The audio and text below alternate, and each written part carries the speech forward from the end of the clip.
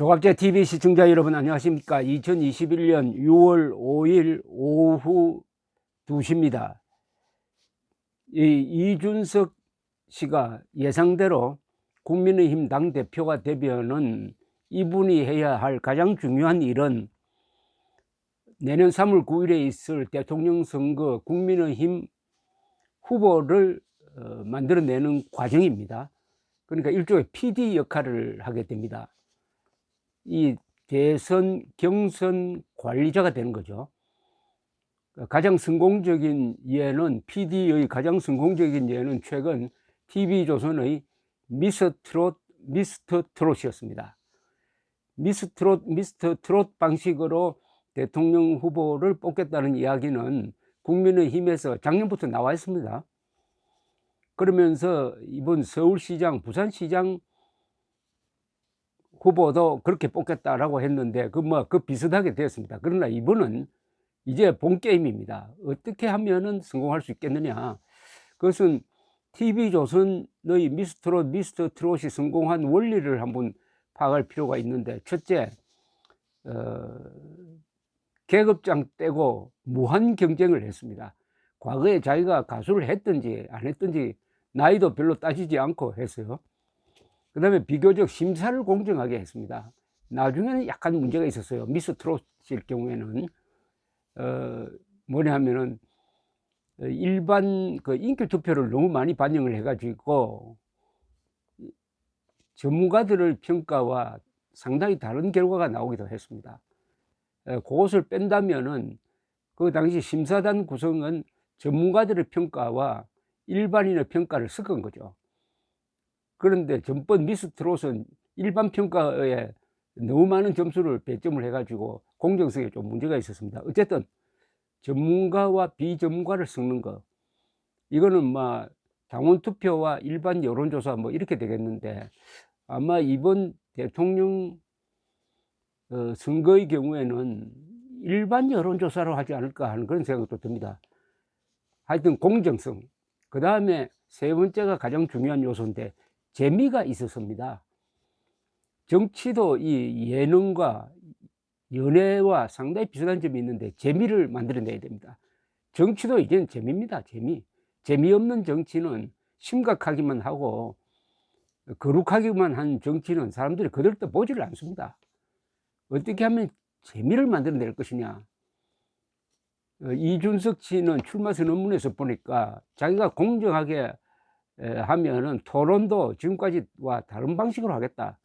즉 1대1 토론뿐만 아니라 그룹을 만들어서 뭐 3대3 이런 식으로 단체전도 해가지고 그러면 서로 세 명끼리 서로 협력하는 모습도 보여주고 할 것 아니냐, 뭐 그런 아이디어를 냈는데 그것도 참 좋다고 생각합니다.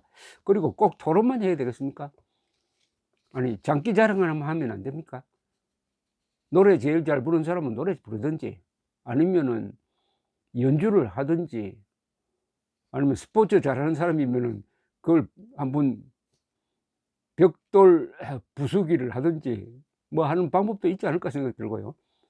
하여튼 흥미를, 그러나 이 저질스러운 흥미는 안 되겠죠. 고급스러운 흥미를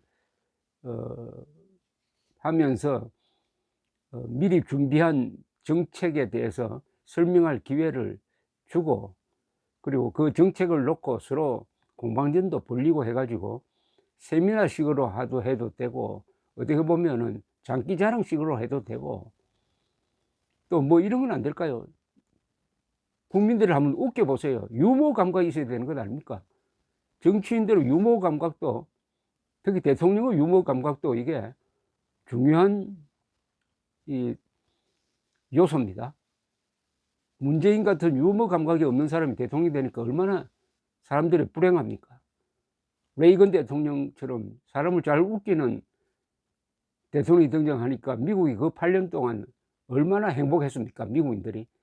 그리하여 레이건 대통령은 그 유머 감각으로 웃으면서 공산주의를 무너뜨렸습니다. 웃으면서 무너뜨렸습니다. 험한 얼굴을 하지 않고.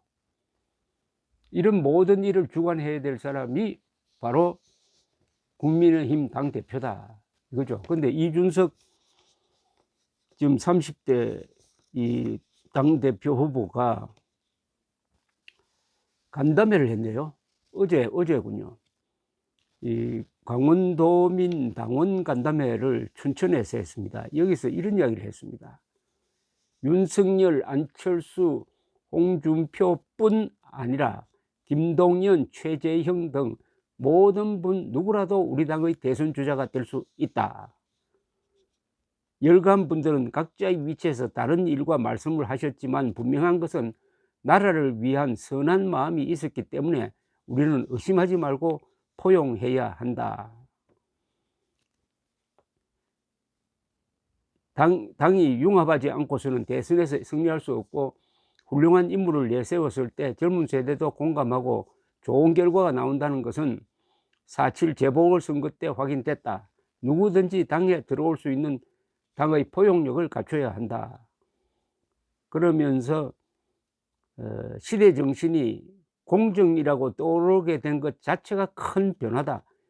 고도 성장의 산업을 정체시키고 여성과 남성 갈등, 빈부격차, 적폐청산이라는 이유를 통해 선악으로 갈라친 문재인 정부가 공정을 이야기하는 것에 대해서 책임을 강하게 물어야 한다. 등등 이런 이야기를 했습니다. 내년 지방선거에 대해서도 이야기했는데 당원에게 노력하는 후보가 유리하고 가장 능력 있는 당원들이 후보가 될 것이다. 당대표가 된다면 공정이라는 원칙은 반드시 지키겠다. 하여튼 이준석 씨가 어떻게 보면 자신의 브랜드로 만든 게 공정과 혁신입니다. 이것은 윤석열 전 검찰총장도 마찬가지입니다. 이분도 무엇을 이야기할 때마다 법치 그리고 자유민주적 기본 질서를 이야기를 하면서도 공정을 강조하고 있습니다. 이제 이준석 그리고 윤석열 두 사람이 공정과 혁신이라는 브랜드를 선점하게 되었습니다. 자동적으로 문재인은 그 반대 개념이 되는 거죠. 문재인 세력은 즉 불공정 세력, 그리고 혁신의 반대는 수구 세력이니까 수구 세력, 수구 기득권 세력이 되는 거죠. 문재인 세력은 운동권 세력인데 운동권 중에서도 그 이념이 이미 역사의 쓰레기통에 들어간 계급 투쟁론으로 먹고 사는 수구 반동 기득권 세력입니다. 수구 반동 기득권 세력. 정치적 쓰레기죠. 그러니까 내년 3월 9일의 선거는 역사적 쓰레기 대청소 날이라고 볼 수가 있겠습니다. 그렇게 하려면은 국민의힘 중심으로 출마할 사람 다 받아들여 가지고 아주 계급장 떼고 치열한 미스트롯식의 경쟁을 한번 벌려보되 단 재미가 있도록 해야 된다. 재미있도록 해야 된다.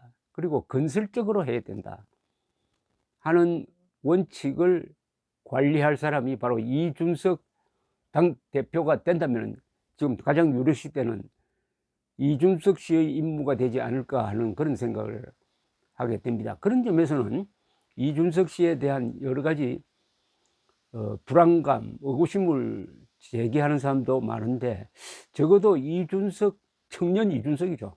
청년 이준석이 선거를 공정하게 관리할 것 같다는 생각은 들지 않습니까? 공정하게 관리한다.